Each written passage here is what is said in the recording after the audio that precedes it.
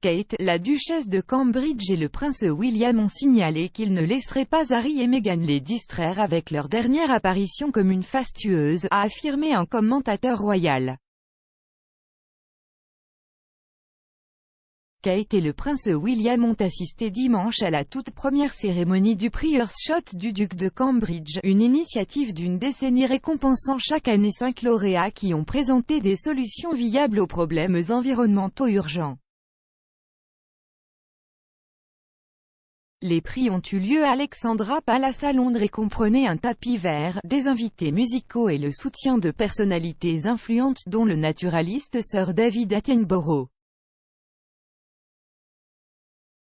Selon l'auteur royal Duncan Larcombe, cet événement n'a pas seulement décrit la portée mondiale de l'initiative Earthshot, mais a également donné l'occasion au prince William d'affirmer son autorité sur le prince Harry et Meghan, qui ont également un vif intérêt pour la protection de l'environnement, lorsqu'il s'agit de lutter contre la crise climatique. L'expert pense que les Cambridge ont peut-être lancé un message silencieux au duc et à la duchesse de Sussex avec leur événement réussi.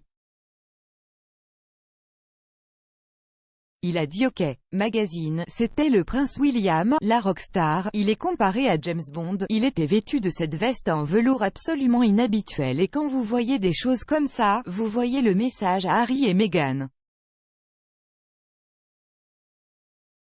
C'est le message que tout ce que vous pouvez faire, nous pouvons faire mieux. L'expert royal a ajouté, je pense que c'est une indication qu'ils ne vont pas laisser Harry et Meghan les distraire, le travail continue et William et Kate sont ceux qui en font leur propre façon de faire les choses. La première cérémonie de remise du prix Earthshot a été réalisée en tenant compte de son empreinte carbone. Aucun invité ne s'est rendu à Londres exclusivement pour cet événement et il a été demandé aux personnes présentes de ne pas acheter de nouvelles tenues mais de recycler les anciennes. Kate et le prince William ont montré l'exemple, alors que la duchesse de Cambridge portait une robe lilas Alexander McQueen qu'elle avait déjà enfilée en 2011 lors d'un dîner BAFTA au Belasco Theatre de Los Angeles. De même, le blazer en velours du duc a été porté pour la première fois en public en 2019 pour le gala du 50e anniversaire de Centrepoint au Roundhouse. 3 jours après la fin de la première cérémonie de sensibilisation, Kensington Palace a partagé quelques photos en noir et blanc montrant Kate et le prince William dans les coulisses de la scène Alexandra Palace. Le prince William n'est pas le premier membre de la famille royale à être le fer de lance d'une initiative axée sur l'environnement. Son père, le prince Charles a commencé à parler de la pollution de l'air et des océans et du changement climatique il y a 5 décennies et a promu des dizaines d'initiatives autour de ces sujets au fil des ans. En 2021, il a lancé la Sustainable Markets Initiative qui vise à créer une coalition des volontaires, des entreprises et des chefs d'entreprise prêts à militer pour une économie plus verte et à placer la durabilité au cœur de leur travail. Le prince Harry a également été le fer de lance de plusieurs initiatives au fil des ans.